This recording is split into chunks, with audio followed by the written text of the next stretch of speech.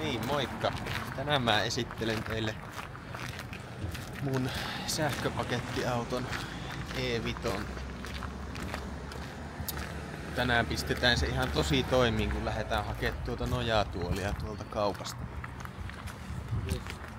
Elikkä parastahan tässä on se, että päällepäin tää ei näyttää ihan tavalliselta pakettiautolta, mutta tänne on sijoitettu tän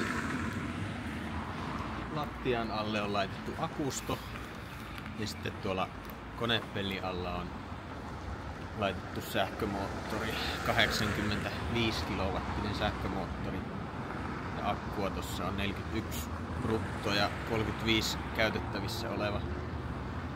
Ja sen ansiosta, että se akku on tuolla lattian alla, niin tilat tässä on ihan samanlaiset kuin polttomoottorimallissakin. Tulkaa katsomaan.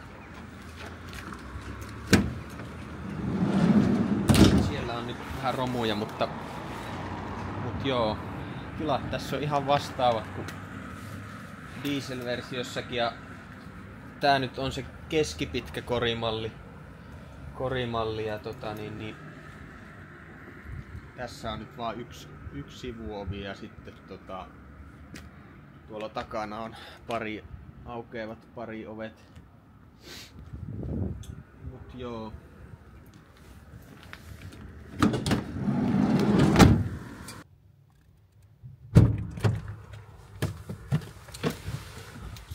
No niin. Täältä sisältä ohjaamustahan tää on myös ihan yhteneväinen siihen dieselversioon, että tässä ei oikeastaan ole mitään muuta kuin että on pikkasen mittaristossa eri juttuja näkyy mitä polttomoottoriversiossa, mutta lähinnä toi sähkön kulutus ja sitten tossa moottorin kierroslukumittarin kohdalla on vaan tommonen, missä näkyy, että että regeneroiko se vai ollaanko ekonomialueella vai boostilla. Ja lähdetäänpä tästä. Ja tosiaan muutenhan tää on niinku ihan, että täältä oikeastaan tästä ohjaamostakaan ei voi sanoa, että ollaan sähköautossa. Tässä on tosiaan toi suunnanvalitsin tässä Viiksessä tosiaan. Että tästä valitaan, mennäänkö eteen taakse vai vapaalle. Ja tää on tosiaan niinku tää mun auto, niin tää on niinku ihan perusmalli, että tässä ei ole niinku mitään, ei ole navigaattoria, ei ole vakionopeuden säädintä edes. Että hyvin niinku perusvarustelu. Ja tää käynnistyskin tapahtuu ihan perinteisesti avaimella. Että ei ole mitään virtanappeja tai avaimettomia käynnistyksiä.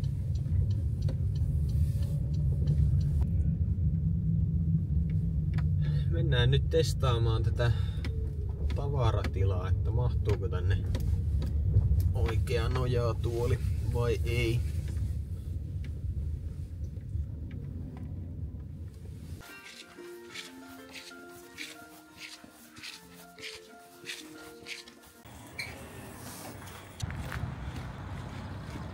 Joo, nyt on nojatuoli löydetty ja köyhdytty 100 €.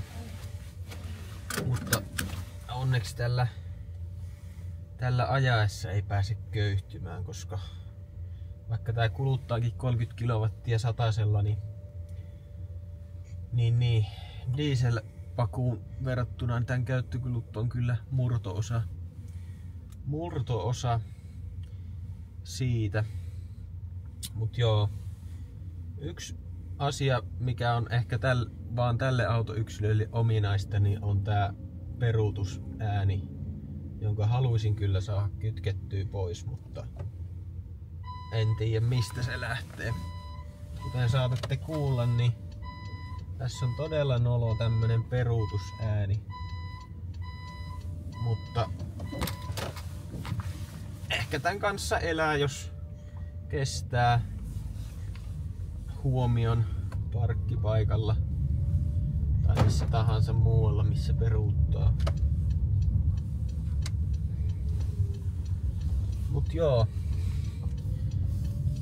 lähdetään kuskaamaan niin pakettiautolla ensimmäistä kertaa oikeeta pakettia. Ja ihan hyvinhän tää tuntuu liikkuvan. Toki tuo ei nyt montaa kiloa painanut toi paketti, missä on toi yksi nojatuoli vaan sisässä, mutta tosiaan tähän sais kyllä lastata ihan sen noin 800 kiloa vai oliko se 1000 kiloa, en muista, mutta netistä ne luvut löytyy. En oo vielä testannut, että mitenkä toi kantama muuttuu, että jos tän lastais ihan täyteen kuormaa, että miten iso vaikutus sillä olisi tohon rangeen, mutta oletettavasti kulutus kasvaa jonkin verran.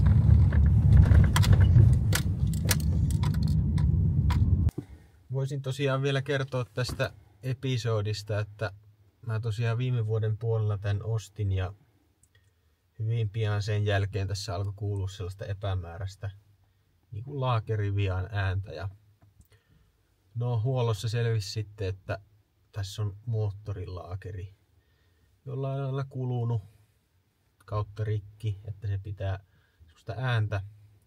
Ja sitten ne siellä Mersu huoltamolla konsultoi sitä Mersun tehdasta, tai sinne tehtaan päähän oli yhteydessä ja sieltä tuli vastaus, että tälle ei saa ajaa yli 50 kilometriä tunnissa ennen kuin se vika on korjattu. Joo. Ja sitten sitä lähdettiin selvittää, että kuinka paljon se nyt semmonen maksaa, tää vian korjaaminen, ja selvisi, että se tosiaan täytyy se koko moottori vaihtaa uuteen, että se on yksi paketti eikä sieltä voi mitään osaa erikseen vaihtaa. Ja se nyt tuli maksaa sitten toi moottori, maksoi sen 5 tonnia plus asennustyöt, mitkä oli myös useampia tuhansia euroja. Ihan tarkkaa summaa en itekään tiedä,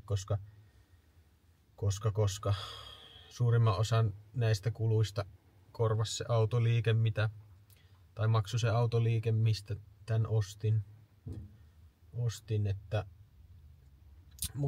Mut nyt on uusi moottori ja tällä nyt on ajettu pari päivää ja tuntuu toimiva ihan hyvin, että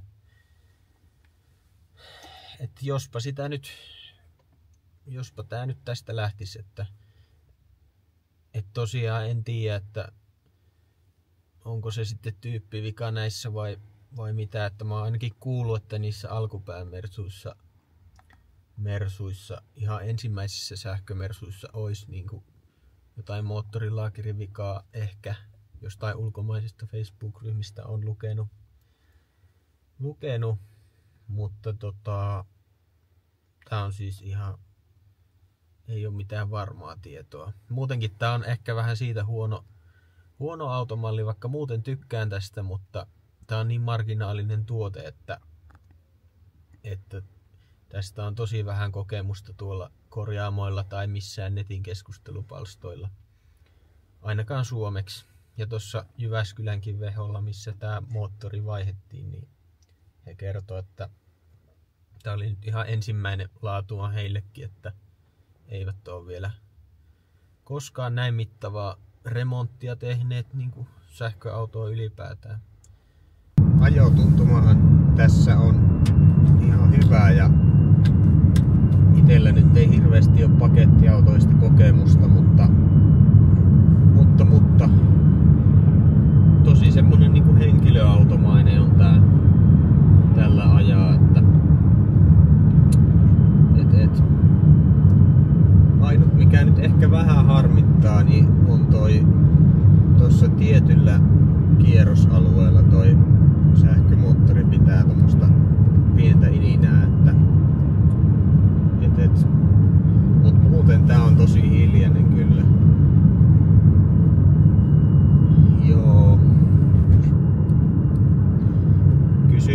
tosiaan niin eilen parista eri autoliikkeestä, että mitä ne hyvittäisi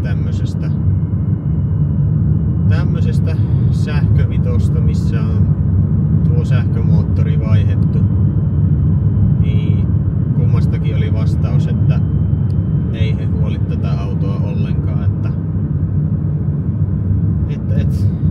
tästä ei nyt ihan niin vaan eroon pääsekään, mutta onhan se tietenkin ymmärrettävää, että tää on niin erikoinen tuote, että etenkin tää ensimmäisen sukupolven sähkövito, että akku on sen verran pieni ja nyt talvellakin tässä tuo käytännön kantama on ollut sen 100 kilometriä. En tiedä mitä se nyt kesäkeleillä sitten on, mutta nyt talvella se on melkein ollut prosentti per kilometri, että nyt on 63% akkua ja tää näyttää 67 kilometriä auton kantamaksi. Mutta tämmöiseen pieneen pyörittelyyn kylillä niin tää on ihan mukava peli. Toki pieniä kompromisseja tässä, tai aika isojakin on joutunut tekemään, että silloin kun katoin näitä E-vitoja, niin mietin joko tän tai sit sen Nissanin ENV 200 sen välillä, ja nyt jälkeenpäin voin sanoa, että se olisi varmaan ollut parempi valinta se ENV 200, koska siihen on paljon enemmän kokemusta korjaamalla, että sä saat siihen esimerkiksi vaihdettua isompaa akkua ynnä muuta, että vaikka se on toki pienempi pakettiauto, mutta kyllä sekin olisi ihan riittävä ollut. Mutta mua itseä viehättää tässä, että tää on kuitenkin täyskokoinen pakettiauto ja vaikka tässä nyt ei sitä vetokoukkua ole eikä tähän semmoista saa, niin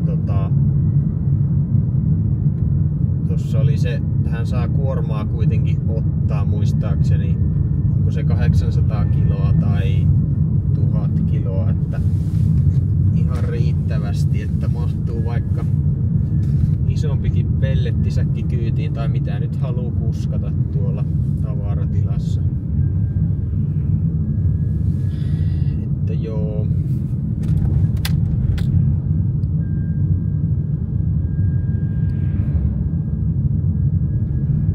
Akkukapasiteettiahan tämmöisessä on se 35 kilowattia siis käytettävissä oleva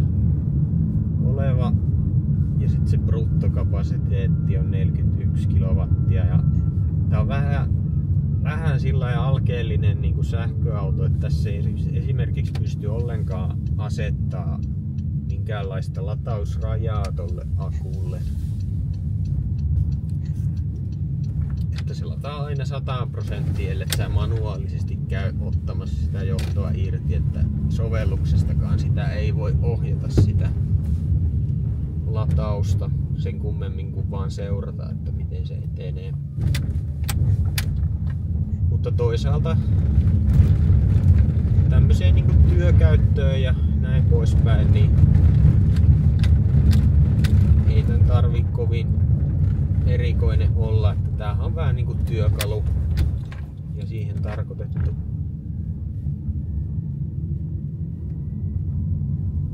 Joo. Missä se meidän kahvila? Meni jo. Niin onko se tässä kadulla? Joo. Joo. Okei. Joo, mennään käymään kakulla. Tässähän voi valita jopa muutama eri ajomoodi, eli tästä Dynamic-napista painaa tässä kojelaudassa, niin voi valita E+. Sitten C on niinku maksimitehot. Tää kiihtyy ihan kivasti. Tuolla moodilla sitten E on kai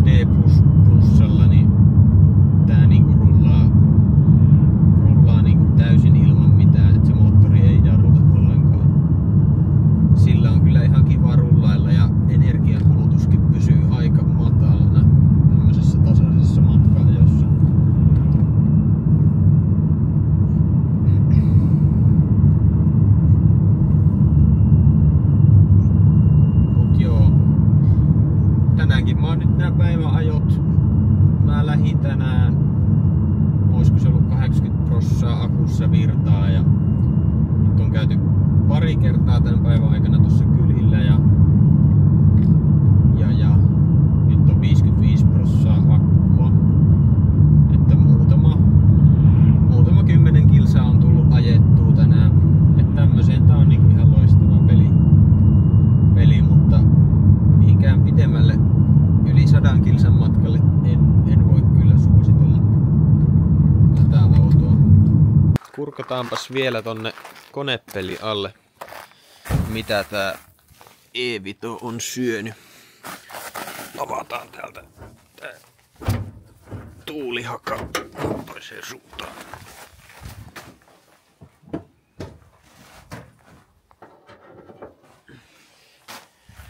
Jep. Elikkäs E-Vito. Siellä on siellä on sähkömoottori tuolla ihan pohjalla, mikä on nyt tosiaan just vaihdettu. Ja tossa kiiltää johot vähän uutuuttaa. Ne on vaihdettu. Se sähkömoottori tuli tosiaan yhtenä pakettina ja siinä on myös toi moottoriohjaajayksikkö samassa paketissa. Muuta täällä nyt ei, mä tiedän, jotain jäähytinnesteitä ja jotakin jarrunesteitä ja tossa on tuulilasin pesunesteettä. Et muutenhan tää ei, ihan tämmönen laite. Mutta ehkä niinku yhteenvetona voisin sanoa, että tää E-Vito on tämmönen laite, mikä ei ehkä sovellu ihan jokaiselle kulkijalle, että aika tämmönen marginaalinen tuote, mutta itselle tämmöiseen niinku rakennushommiin ja tämmöiseen vapaa-ajan käyttöön, sähköpyörän kuskaukseen ynnä muuta tässä lähialueella, niin oikein pätevä peli. Tää on tosiaan vähän hölmösti suunniteltu tää latausluukku tässä. Kun tuo pitää olla toi ovi auki, että tän saa auki tän latausluukun. Sinne pistetään töpseli kiinni ja se pitäisi vaihtuu vihreäksi toi valo tossa, niin sit se alkaa lataa. Noin. Ja täällä nyt näkyy täällä antiikkisessa kojetaulussa, että nyt kun mä pistän vaan virrat päälle. Noin, niin siellä näkyy, että 100% 2045. Ja näin. Ja tosiaan Mersuhan on julkaissut jo, en nyt muista onko se 2022 vai 2021 vuonna, sen päivitetyn E-Viton, jossa on tosiaan paljon isompi akku ja tehokkaampi moottori. Tai itse asiassa en ole varma, että onko siinä pakettiautoversiossa sama moottori. Mutta joka tapauksessa isompi akku ja pikalataus, kyky, CCS-pistoke ynnä muuta. Että se on ehkä semmonen auto, mitä niinku voin suositella, jos nyt ehdottomasti haluaa tämmöisen sähköisen Mersun pakettiauton. Toki sillä on sitten hintaakin ihan eri tavalla.